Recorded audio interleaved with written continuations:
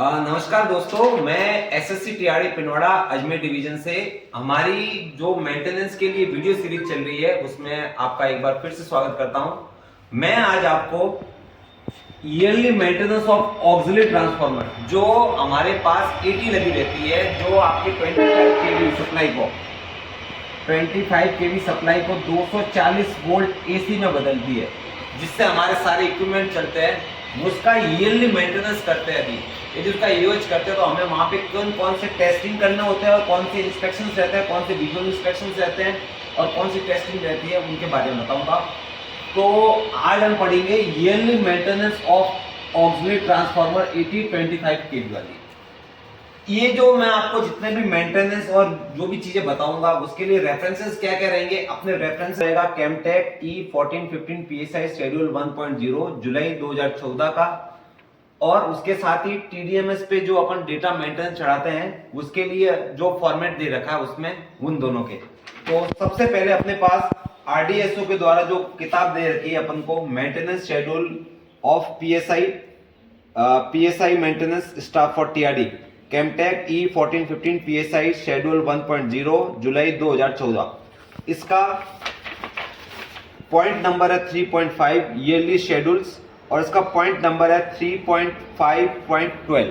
इस पे जो जो अपन को पॉइंट्स दे रखे हैं वो चीजें, और इसी के साथ ही TDMS पे जो मेंटेनेंस चढ़ाते हैं उसके लिए क्या क्या पॉइंट चढ़ाना होता है वो सारा रिकॉर्ड अपन देखेंगे, और सारा रिकॉर्ड इसमें नोट करके मैं बताऊंगा आपको। इसके साथ ही यदि उस ट्रांसफार्मर में वो कोई प्रॉब्लम है तो उस प्रॉब्लम को अपन कैसे सॉल्व कर सकते हैं अपने छोटे से स्तर पे ही, वो भी आपको इसके साथ में सिखाऊंगा। तो मेरा जो वीडियो रहेगा उसमें आपको प्रैक्टिकली भी चीज बताई जाएगी और जो चीजें थ्योरेटिकली अपन को लिखनी होती है वो भी बताई जाएगी। तो मैं आपको सबसे पहले चीजें बताता हूं कि जो बेसिकली आपका जो एटी रहता है उस एटी में क्या क्या पार्ट्स रहते हैं। यहां पे मैं आपको थ्योरेटिकली बता रहा हूं, उसके बाद आपको विजुअली जाके बताऊंगा। तो सबसे पहले आपका एक मेन टैंक रहता है, उसके ऊपर एचवी बूसिंग रहती है, जहां से अपने पास 25 केवी की सप्लाई इसके अंदर आती है। इसके साथ ही इसके ऊपर एक कंजर्वेटर टैंक लगा रहता है, उस टैंक के साथ में एक ब्रीथर लगा रहता है। उसके साथ में यहां पर एक एलवी बुशिंग रहती है, जहां से अपन को 240 एसी सप्लाई मिलती है। यहां पर टेप चेंजर रहता है, इसका काम यह रहता है कि जब भी यदि इसका आउटपुट पूरा नहीं आ रहा है, मतलब कि 240 वोल्ट नहीं आ रहा है, तो इस टैप को 1, 2, 3 या 4 पोजीशन पर लाके 240 वोल्ट लिया जाता है। हम जब भी इसका ईयरली मेंटेनेंस करते हैं तो वहां पे हमें इंस्पेक्शंस करने होते हैं। इंस्पेक्शन यहाँ पे बेसिकली दो टाइप के होते हैं। कुछ ऐसे होते हैं जो विजुअल्स रहते हैं और कुछ रहते हैं जिनको आपको टेस्टिंग करनी होती है। विजुअल इंस्पेक्शंस वो रहते हैं जिन्हें हम सीधा ही देखकर बता सकते हैं। जैसे कि सबसे पहले चीज रहती है इसमें ऑयल का। तो ऑयल का कोई लीकेज तो नहीं है, मतलब कि जो टीआर बॉडी है अपनी एटी है उसकी बॉडी के किसी भी पार्ट से कोई ऑयल लीकेज तो नहीं हो रहा है। उसके साथ ही इसका लेवल भी चेक करना होता है। लेवल इसका चेक होता है, इसके कंजर्वेटर टैंक पे यहां पर एक स्केल लगी रहती है, उस स्केल में देखना होता है। स्केल में 3 टाइप के पॉइंट होते हैं, हाई, लो और मीडियम। हमेशा ये प्रैक्टिस में रहना चाहिए कि अपने ऑयल का लेवल मीडियम लेवल पे रहे, ना लो पे आए ना ज्यादा हाई पे जाए। यदि लो पे रहेगा तो सर्दियों के दिन में इसमें ऑयल कम हो जाएगा और उसके जलने के चांसेस ज्यादा रहेंगे। और यदि अपन इसमें ऑयल लेवल हाई रखेंगे तो उसकी वजह से क्या होगा, गर्मियों में जब तेल गर्म होगा तो यहां से ऑयल लीकेज होने की और फैलने की भी संभावना रहती है। उसके बाद अपन को चेक करनी होती है सिलिका जेल। सिलिका जेल इस ब्रीथर में भरी रहती है। इस सिलिका जेल का काम यह रहता है कि नमी को ये डायरेक्टली ऑयल के संपर्क में आने नहीं देता। यदि आपकी सिलिका जेल कलर पे डिपेंड करता है, लेकिन बेसिकली ये सिलिका जेल रहती है ये आपके ब्लू कलर की रहनी चाहिए। यदि वो ब्लू कलर की है तो उसकी कंडीशन अच्छी है, और यदि ये ब्लू कलर की नहीं है, जैसे कि येलो हो गई है या फिर ऑरेंज हो गई है, तो इसको आपको धूप में कम से कम 2 घंटे के लिए सुखाना चाहिए, ताकि वो वापस से ही नमी को छोड़ दे और वापस ही ब्लू कलर में हो जाए। यदि आपके वो ब्लू कलर में नहीं बदल पा रही है तो आपकी सिलिका जेल खराब हो चुकी है, आपको उसको चेंज कर लेना चाहिए। उसके बाद अपन को देखना चाहिए ओवरहीट फ्यूज। अब इस 25 kV जो अपनी सप्लाई आ रही है उसके ऊपर एक डीओ फ्यूज लगा रहता है।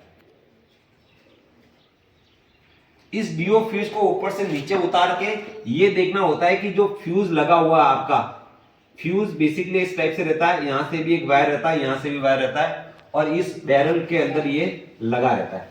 इसको खोलकर बाहर निकालना चाहिए और देखना चाहिए क्या ये ओवर हीट नहीं है। ओवर हीट का मतलब ये ऊपर से कोई काला तो नहीं पड़ गया। यदि ये काला पड़ गया है तो आपको इस फ्यूज को चेंज करना रहता है। इसके अलावा वहां पे कॉशन बोर्ड लगा रहता है। कॉशन बोर्ड मतलब कि 25 kV या फिर डेंजर का बोर्ड लगा रहता है, वो बोर्ड लगा हुआ है या नहीं लगा हुआ। इसके अलावा एंटी क्लाइंब डिवाइस लगी होती है। जिस भी पोल पर आपका एटी स्टेबल रहता है उसके नीचे की तरफ एक कांटेदार जाली लगी रहती है।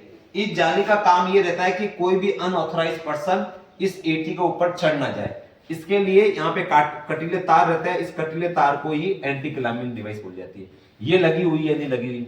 इसके अलावा अपन को यहाँ पे पेंटिंग भी देखनी होती है कि इसका पेंट कहीं इस पूरे बॉडी पे जंग तो नहीं आ रहा है, कोई खराब तो नहीं होगी, तो उसकी पेंटिंग को भी चेक करना आता है। ये सारी वो चीजें हैं जो विजुअल इंस्पेक्शन में देखी जाती है।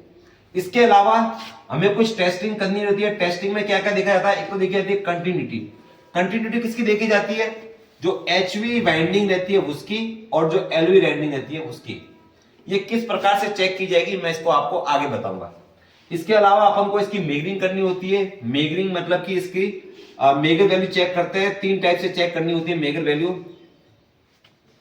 एक तो होती है HV टू LV, एक होती है HV टू अर्थ, एक होती है LV टू अर्थ। इसके अलावा इस पूरी बॉडी के साथ में अपन अर्थिंग की होती है, उस अर्थिंग को कैसे मेंटेन करेंगे वो भी आपको बताया जाएगा।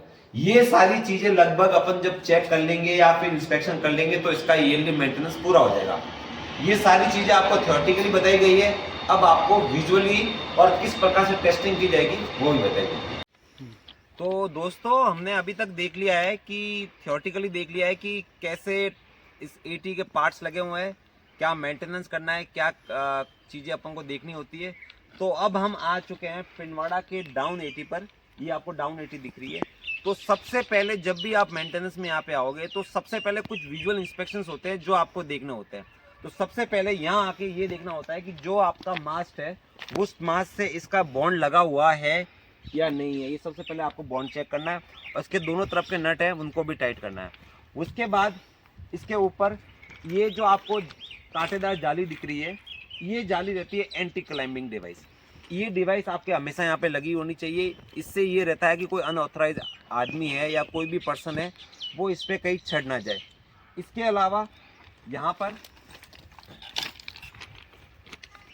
ये जो आपको 25 kV वोल्ट कॉशन सावधान लिखा हुआ है, ये बोर्ड आपका रहता है कॉशन बोर्ड रहता है। और इसके ऊपर जो ये नंबर प्लेट लगी हुई है SOH 82, ये इसकी नंबर प्लेट है कि कौन से नंबर की ये एटी है।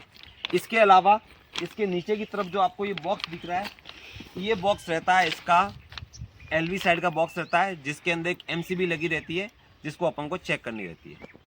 अब इसके नीचे ये एक MCB बॉक्स रहती है। ये MCB बॉक्स, इसके अंदर एक MCB लगी हुई है 63 एम्पियर वाली। इसका काम ये रहता है कि जब भी हम मेंटेनेंस करने आएंगे तो सबसे पहले इस MCB को यहाँ से ऑफ करनी रहती है। ऑफ इसलिए करनी रहती है कि यहाँ से कोई रिटर्न करंट कहीं वापस स्टेशन पे ना चला जाए या स्टेशन से यहाँ पे कोई रिटर्न करंट ना आ जाए। इसके लिए इस MCB को यहाँ से नीचे गिरानी होती है। जब ये एटी का अपन ने अभी तक चालू है तो इसका सबसे पहले अपन को वोल्टेज चेक करना रहता है। वो वोल्टेज अपन कुछ इस टाइप से, इसका फेज है, इसका न्यूट्रल है और इस मल्टीमीटर पर अपन इसको 750 वोल्ट पे AC पे सेट कर दिया है। उसके बाद इसको अपन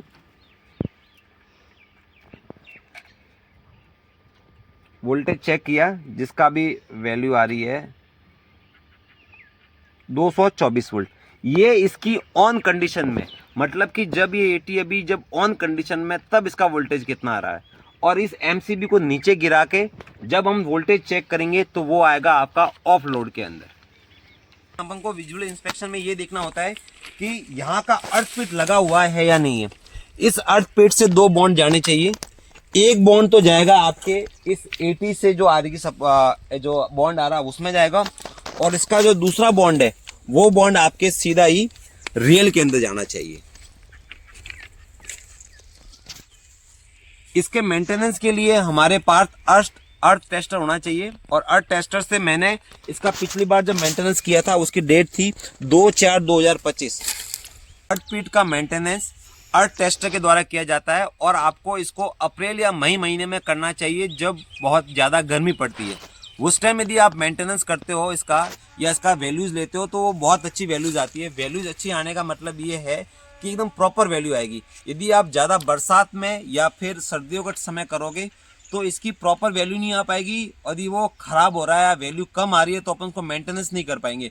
इसलिए मैंने इसका लास्ट मेंटेनेंस 2 अप्रैल 2025 को करवाया था। इसका इंडिविजुअल इस अर्थ पीट का अकेले का वैल्यू रहता है जिसकी वैल्यू आई थी 7.51 और इसको कंबाइन वैल्यू जब इसको रेल के साथ जोड़ के किया गया तब आई 1.97। इसके इंडिविजुअल का अर्थ वैल्यू 10 ओम से हमेशा कम आनी चाहिए। यदि आपकी इससे ज़्यादा आ रही है तो इसमें आपको नमक, पानी आदि का घोल बना के डालना चाहिए। और यदि तब भी वैल्यू नहीं बढ़ रही तो आपको इसके बाद नया अर्थ पीट बनवाना चाहिए। तो हमने अभी तक ये देख लिया है कि इसका अर्थ पीट है, इसकी एंटी क्लाइंबिंग डिवाइस है, कॉशन बोर्ड्स है और इसकी एमसीबी है। इसके बाद जब हमें इसको मेंटेनेंस करना होगा तो उसके बाद सबसे पहले जो ऊपर आपको पीले कलर का डीओ फ्यूज दिख रहा है, इस डीओ फ्यूज को ऑपरेटिंग रॉड की सहायता से उस डीओ फ्यूज को नीचे गिराना होगा और नीचे गिराने के बाद उसे पूरा नीचे लाना होगा। नीचे लाने के बाद उसके अंदर जो डीओ फ्यूज लगा हुआ है उसको एक बार चेक करना है कि क्या वो कहीं ओवर हीट तो नहीं है। और यदि आपको हल्का सा भी ओवर हीट लगता है तो आपको पूरा ही डीओ फ्यूज बदलना चाहिए। जैसा कि मैंने आपको पहले साइट पे जाके ये बता दिया है कि जब भी हम ईयरली मेंटेनेंस करने जाएंगे तो वहां पे क्या चीजें चेक करेंगे। ऊपर सही से पूरा सेट नहीं हो पाएगा तो इसलिए हमने यहाँ पर एक मॉडल के लिए आपको एक एटी बता रखी है पूरी। ये 10 kVA की एटी है। इस पे इसका नंबर प्लेट लगा हुआ है। ये आरओ ट्रांसफार्मर ने बनाई हुई है। ये आपके 10 kVA की इसकी रेटिंग है, ये यहाँ पे लिखी हुई है। इसका नॉमिनल वोल्टेज 25 kVA है और इसके बेसिक जो भी इंफॉर्मेशन है वो यहाँ पे लिखी हुई है। इसके अंदर कुल कितना तेल पड़ता है वो पड़ता है 122 लीटर प्लस माइनस 10%, मतलब कि लगभग 130 लीटर तेल इसमें आता है। यहां पर बेसिकली ये एक टेप चेंजर है जिसकी 1 2 3 4 पोजिशन है जो कि यहां पे लिखी हुई है 1 2 3 4। ये अभी सेकंड टेप पर है। ये टेप को हम बढ़ा या घटाकर इसके आउटपुट वोल्टेज को चेंज करते हैं। ये यहां पे स्टैंडर्ड इनपुट वोल्टेज लिखे हुए हैं और ये इसके आउटपुट वोल्टेज है। आपको अपनी आवश्यकता अनुसार ही इसको टैप को कभी बढ़ाना भी पड़ सकता है और कभी घटाना भी पड़ सकता है। जैसे ही हम मेंटेनेंस के लिए आएंगे तो हमारे पास एक टीडीएमएस से पूरा फॉर्मेट बना हुआ है, yearly maintenance of AT edge पर टीडीएमएस। तो सबसे पहले इसमें लिखा हुआ है एटी की डिटेल्स क्या क्या रहेगी। जैसे कि हम ये पिनवाड़ा का डाउन लाइन का एटी है नंबर 1। आज की जो डेट है वो डेट जैसे कि आज तारीख है 24/11/2025। Attend by SSC TRD Pindwara. PTW का मतलब ये रहता है कि आप उस एटी पर कितने बजे से कितने बजे तक काम करते हो। जैसे कि इसका पीटीडब्ल्यू अपन ने मान लिया 11 बजे से लेकर दोपहर के 1 बजे तक। इसमें सबसे पहला पॉइंट है any sign of oil leakage. तो आपको साइड पे एटी पे ये चेक करना होता है कि पूरी बॉडी पर कहीं से भी कोई तेल के निकलने के कोई निशान तो नहीं है। तो हमने जब इस बॉडी को देखा तो यहां पर कहीं पर भी तेल निकलने के निशान नहीं है। तो यहां पे भरा जाएगा any sign of oil leakage, तो इसमें आ जाएगा नो। और यदि ये कोई होता तो अपन इसमें इसकी डिटेल लिखते हैं कि इसके बुशिंग से ऑयल निकल रहा है, इसके टेप चेंजर से निकल रहा है। उसके बाद पॉइंट नंबर 6 है cleaning of TR external conversion bushing tanks. इसमें अपन को यह करना होता है कि पूरा जो आपकी एटी है इसकी पूरी को एक सूती कपड़े से लेकर पूरे बुशिंग्स को, इसकी पूरी बॉडी को, इसके सारे सिस्टम को आपको साफ करना होता है। रुकना बोलो। Cleaning of TR external conversation bushing tanks वगैरह। तो इसमें अपन को लिखना है सूती कपड़े से साफ किया गया। उसके बाद नेक्स्ट पॉइंट है कंडीशन ऑफ सिलिका जेल। इस एटी के अंदर ये आपका कंजर्वेटर टैंक है और ये आपका यहाँ पर ब्रीथर लगा हुआ है जिसके अंदर सिलिका जेल है। इसके नीचे ये ऑयल कप भी लगा हुआ है। जब भी आप एटी पे जाओगे, यदि देखो आपको दिख रहा है कि यहाँ पर जो सिलिका जेल है इसका कलर पिंक हो चुका है, तो इसकी सिलिका जेल को बदलने की आवश्यकता है। इसके लिए आपको क्या करना होगा, सबसे पहले इस पूरे ब्रीथर को खोल के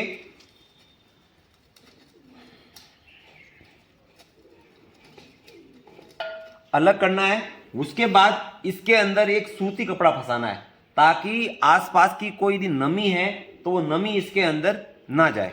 उसके बाद इसके नीचे का जो ये कप लगा हुआ है जिसके अंदर ऑयल भरा हुआ है, उसको आपको आराम से इसके नीचे से खोलना है। खोलने के बाद इसके जो दोनों तरफ नट लगे हुए हैं, इस नट को खोलने से आपकी सिलिका जेल बाहर आ जाएगी। और इस सिलिका जेल को जहाँ पे भी आप साइड पे काम करो वहाँ धूप में सुखाना है। 1 घंटे भर सुखाने के बाद यदि इसका रंग नीला हो जाता है तो पुनः उसी को यूज़ करना है, और ये नीला नहीं होता तो आपको इसके अंदर नई सिलिका जेल भरनी है।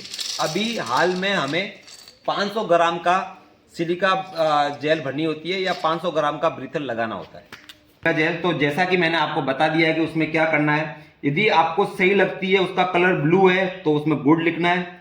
यदि ट्रीटेड मतलब कि उसका रंग पिंक कलर से ब्लू हो गया तो उसमें ट्रीटेड लिखना है। और नीड टू रिप्लेसमेंट, यदि आपको उसको बदलना है तो आपको इसमें लिखना है कि बदल दी गई है।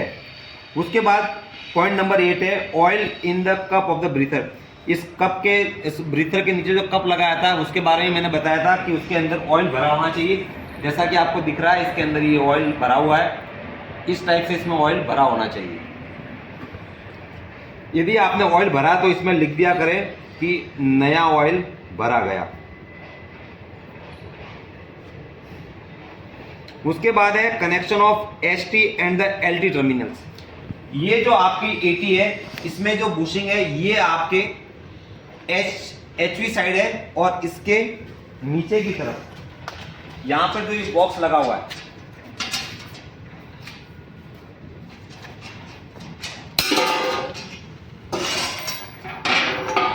ये जो बॉक्स दिख रहा है आपको, इसके अंदर 1-2 टर्मिनल्स जो दिख रहे हैं ये आपकी एलवी साइड है या एलटी साइड है, लो टेंशन साइड। और ये जो बुशिंग आपको दिख रही है ये आपकी एचवी का दूसरा सिरा है और इसका पहला सिरा ये रहा। इसी तरह यहाँ पर एक फेज है और एक न्यूट्रल है, 240 वोल्ट हमें यहाँ से मिलता है।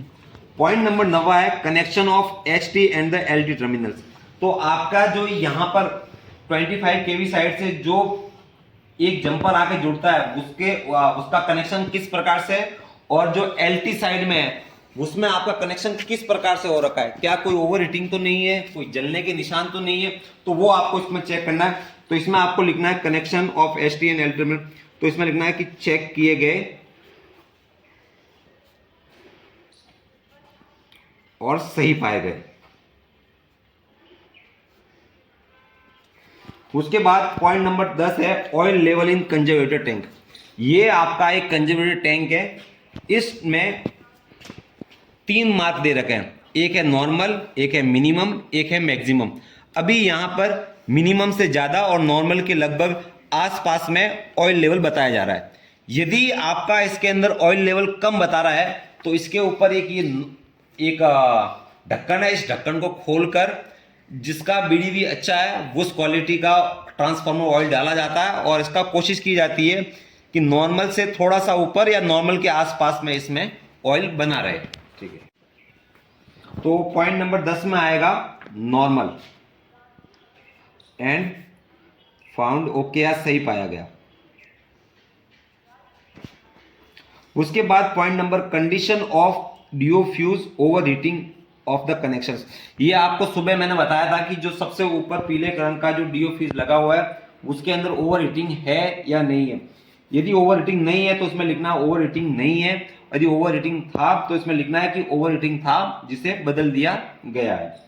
उसके बाद पॉइंट नंबर 12 है condition of pole mounted ICDP switch and its fuse.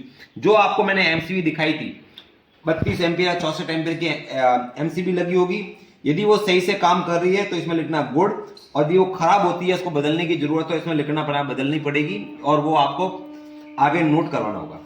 उसके बाद point number 13 caution board available. जो आपको मैंने 25,000 जहां जिस पे लिखा होता 25,000 केवी डेंजर, वो बोर्ड लगा हुआ है या नहीं, यदि लगा हुआ है तो इसमें लिखना हाँ लगा हुआ है। उसके बाद point number 11 anti climbing device. इसमें भी आपको बताया गया था कि जो कोई अनऑथराइज स्टाफ ऊपर ना चढ़े उसके लिए लिखा होता है, तो इसमें लिखना है कि हाँ वहां पर लगी हुई है। उसके बाद पॉइंट नंबर है 15 आर्किंग हॉर्न गैप्स। आपकी जो एचवी साइड की बुशिंग है, यहां पर ये जो इस तरीके से जो आपको दिख रहे हैं, इन्हीं को ही आर्किंग हॉर्न बोलते हैं। यहां पर जो अरेंजमेंट दे रखा है ये आपका स्प्लिट टाइप आर्किंग हॉर्न है, जो अभी लेटेस्ट है। इससे पहले नॉर्मल था जिसमें एक रॉड ऐसे आती थी और एक रॉड ये जिस प्रकार से नीचे से इधर आ रही है वो इधर से यहां आती थी। पहले इनका गैप 185 सेंटीमीटर मिनिमम होना चाहिए था, लेकिन जब अपन ने इसको स्प्लिट टाइप वाली कर दी है तो इनके इस पॉइंट से लेके इस पॉइंट के बीच में गैप 85 या 83 और इस पॉइंट से लेके इस पॉइंट तक 83 आना चाहिए। ये रहता है आपका आर्किंग हॉर्न गैप। यहां पर हम आपको इसको मेजर करके बता रहे हैं। आपको हमेशा कपड़े वाली टेप यूज करनी चाहिए। तो सबसे पहले हम चेक करेंगे यहां का गैप, यहां से इसको चेक करना है, ये 10 सेंटीमीटर है। तो जैसे हम इसको यहां पे चेक कर रहे हैं तो ये आ रहा है लगभग 83, और इधर भी जब चेक कर रहे हैं तो ये आ रहा है 85 लगभग। तो इस प्रकार से हम इसका आर्किंग हॉर्न गैप मेजरमेंट करते हैं, जो कि हमारे पास आ रहा है यहां पर 85 प्लस 83 mm। उसके बाद पॉइंट नंबर 16 है कंडीशन ऑफ फाउंडेशन। फाउंडेशन का मतलब ये है कि जहां पर आपकी 80 लगी हुई थी उसके नीचे का फाउंडेशन कैसा है, यदि क्रैक है या कोई दिक्कत है तो आपको उसमें लिखना है। उसके बाद point number 17-18 structure bond and earth condition, जो कि मैंने आपको अर्थ पिट बॉक्स और वहां पे किस प्रकार से अर्थिंग लगी हुई है वो चेक करनी है, यदि वो लगी हुई है या नहीं है। उसके बाद पॉइंट नंबर है 19 टैप पोजिशन। इस 80 के अंदर यहां पर ये होती है टैप पोजीशन रहती है, जिसपे 1 2 3 4 लिखा हुआ है। आपको अपनी आवश्यकता अनुसार इसको घुमाकर इसको चेंज करना रहता है। जैसे कि देखो पहले ये 2 पे था, अब ये 3 पे आ गया। आपको अपनी आवश्यकता अनुसार इसकी टैप पोजीशन को बदलना रहता है। अभी इसके अंदर पॉइंट टैप नंबर 2 पे था तो इसमें लिखना है आपको टैप पोजीशन 2। अब पॉइंट नंबर 20 है एम्बिएंट टेम्परेचर, जो कि आप मेंटेनेंस कर रहे हो उस टाइम क्या टेम्परेचर है। जैसे कि अभी है 25 डिग्री सेंटीग्रेड, तो अपन ने 25 डिग्री सेंटीग्रेड लिया। उसके बाद पॉइंट नंबर 21 है HV/LV वाइंडिंग कंटिन्यूटी। ये देखनी आपको बहुत जरूरी रहती है। तो इसके सबसे पहले मैं आपको LV साइड का कंटिन्यूटी वाइंडिंग बता रहा हूँ। तो ये आपकी LV साइड की वाइंडिंग्स है। इसके लिए मीटर पे आपको सबसे पहले जो ये कंटिन्यूटी वाला है इस पे आपको सिलेक्ट करना है। उसके बाद इसके दोनों टर्मिनल को टच करना है। यदि ये बीप करता हुआ बोल रहा है इसका मतलब ये है कि ये प्रॉपर है। उसके बाद आपको ये पॉइंट ये टैप नंबर 1 पर है, फिर इसको आपको टैप नंबर 2 पे करना है। 2 पे करने के बाद आपको वापस से इसके अंदर कंटिन्यूटी चेक करनी है। देखिए ओवरलोड बता रहा है, मतलब बता रहा है बजता हुआ, इसका मतलब ये है कि ये प्रॉपर कंटिन्यू है। इस प्रकार से आपको चारों 4 पॉइंट्स पे मतलब टेप 1 2 3 और 4 पे चेक करना और इसके अंदर लिखना है टेप 1 2 3 एंड 4। इस पे टिक करना है कि हाँ चारों पे सही है। यदि आपको HV साइड की कंटिन्यूटी करनी है तो इसके लिए आपको मेगर की जरूरत रहेगी। नॉर्मली इस मल्टीमीटर से ये दिखता नहीं है। इसके लिए चेक करने के लिए एक टर्मिनल यहां पर और इसका दूसरा टर्मिनल इस पॉइंट से खोल कर इस बॉक्स को यहां से भी इसको खोल के इसको हटाना है। और इसके बाद मेगर का एक पॉइंट यहां पर और दूसरा पॉइंट यहां पर, फिर इसका मेगरिंग करेंगे तो इसकी वैल्यू हमेशा 0 आएगी। 0 आ रही है मतलब कि ये सही है। उसके बाद पॉइंट नंबर 22 है वोल्टेज ऑन लोड और 23 नंबर है voltage on off load. Voltage on load का जब मैंने आपको सुबह साइड पे बताया था, नीचे जो एमसीबी लगी थी, जब एमसीबी ऑन थी तो ऑन कंडीशन में जो उसके फेज और न्यूट्रल पे वोल्टेज था वो आपको यहाँ लिखना है, और एमसीबी को जब आप ऑफ कर दोगे उसके बाद जो फेज और न्यूट्रल पे वोल्टेज आएगा वो आपको यहाँ लिखना है। लगभग जो ऑन लोड रहता है वहाँ पर वोल्टेज थोड़ा सा कम आता है, जबकि ऑफ लोड के अंदर वोल्टेज थोड़ा सा ज़्यादा आता है। इसमें ज़्यादा फर्क नहीं आता, लगभग 2 या 3 वोल्टेज का फर्क आता है। उसके बाद पॉइंट नंबर 24 है लोड करंट। लोड करंट क्या रहती है कि लोड करंट नापने के लिए ये जो फेज और न्यूट्रल वाले जो यहाँ से दो तार एटी से अपने स्टेशन पर जाते हैं उसके करंट नापने के लिए काम में आता है। तो उसके लिए अपन को सबसे पहले इस मीटर को AC volt ampere per set करना है। उसके बाद यहाँ से जो नीचे वाला वायर जा रहा है उस वायर पे इसको कनेक्ट करना है, और उसके बाद भी सप्लाई कितना लोड जा रहा है वो आपको मेजर करना है।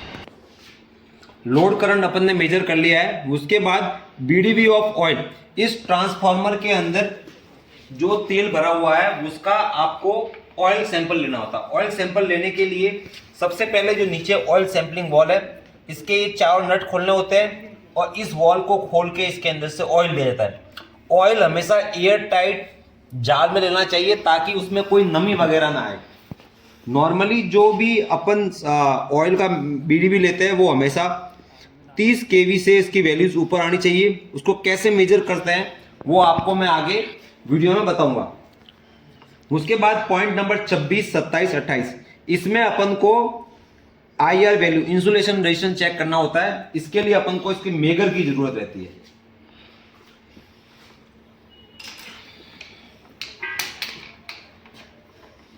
ये बेसिकली आपका एक मेगर है। इसमें सबसे पहला पॉइंट है वो है HV2 अर्थ, इसको मेजर करना है। तो ये आपका HV साइड है, यहां पर आपका LV साइड है जो आपको ये 2 टर्मिनल्स दिख रहे हैं, और ये आपका अर्थ है। तो सबसे पहले आपका पॉइंट है HV2 अर्थ। तो एक टर्मिनल यहां पर, दूसरा टर्मिनल इसके अर्थ पर इस प्रकार से, और इसकी वैल्यूज को अपन को यहां से मेजर करेंगे। इसको हम हमेशा 2500 वोल्ट पे करते हैं, और इसकी वैल्यू हमेशा 200 मेगा ओम से ज्यादा आनी चाहिए। यदि आपकी वैल्यू 200 मेगा ओम से ज्यादा नहीं आ रही, मतलब इसके इंसुलेशन कमजोर हो रहा है, आपको ऑयल या फिर इसकी वाइंडिंग को चेक करवाना पड़ेगा। उसके बाद है HV-LV। HV-LV के लिए एक टर्मिनल HV पे ही लगा रहता है, जबकि जो दूसरा टर्मिनल अपन ने अर्थ पे लगाया हुआ था उसको हटा के इसके एक LV पे लगाना रहता है, जो कि इस प्रकार से लगता है। इससे भी आपकी वैल्यू आ जाएगी HV to LV। ये भी 2500 पे ही करना है, और आपकी वैल्यूज 200 मेगा ओम से ज़्यादा आनी चाहिए। उसके बाद नेक्स्ट पॉइंट है LV to अर्थ। इसके लिए एक टर्मिनल आपका LV पे ही रहेगा, ये लाल वाला, और जो काला वाला है वो आपके इस अर्थ से कनेक्ट हो जाएगा। ये आपको हमेशा 500 वोल्ट पे ही करना है, और इसकी वैल्यू 2 मेगा ओम से ज़्यादा आनी चाहिए। यदि इसमें से ज़्यादा है तो इसकी वैल्यू सही है, और इससे कम आ रही है मतलब इसमें कुछ ना कुछ दिक्कत है। पॉइंट नंबर 29वां है individual value of earth electrode, जो कि सुबह मैंने आपको बताया था कि जो भी अर्थ इलेक्ट्रोड रहता है उसकी इंडिविजुअल वैल्यू हमेशा 10 ओम से कम होनी चाहिए। यदि इससे ज़्यादा आ रही है तो इसमें नमक पानी का घोल मिलाना है, और नहीं यदि आ रही है तो आपके लिए बहुत बढ़िया है। कोशिश ये की जाए कि वैल्यू जितनी 0 के करीब या 0.5 के करीब आए उतना आपके लिए बढ़िया है। इसी तरीके से आपको कंबाइन वैल्यू भी चेक करनी है। उसके बाद पॉइंट नंबर 31वां है tape changer for smooth operation. ये आपका टेप चेंजर है। इस टेप चेंजर को आपको चारों पॉइंट्स पे देखना है कि कहीं पर कोई अटक नहीं रहा, या फिर ये स्मूथली काम कर रहा है या नहीं कर रहा। यदि कर रहा है तो इसमें लिखना है कि यस, और ये सही से काम कर रहा है। पेंटिंग टू बी डन, यदि आपको इस एटी के कहीं पर भी जंग लग रहा है और आपको पेंटिंग की जरूरत है तो इसमें आपको, यदि आप हाथों हाथ पेंट करो तो पेंट करें, वरना इसमें रिमार्क डालें कि हाँ इसमें पेंटिंग की आवश्यकता है।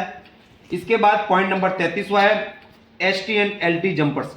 यहाँ पर जो 25 kV का जंपर आ रहा है, यहाँ से जो स्टेशन के लिए केबल जा रही है उसकी वैल्यू, उसके केबल्स वगैरह की स्थिति कैसी है, क्या है, वो आपको चेक करना है। पॉइंट नंबर 34 है कि आपने क्या क्या काम किया। पॉइंट नंबर 35 है कि आपके यदि कोई रिमार्क है तो वो इसके अंदर लिखिए।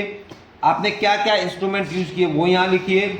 आपके स्टाफ के सिग्नेचर हो जाएंगे और आपका यदि कॉन्ट्रैक्ट स्टाफ भी काम कर रहा है तो उसके साइन हो जाएंगे। इस तरीके से हम किसी भी 25 kV AT का पूरा ईयरली EOH कर सकते हैं।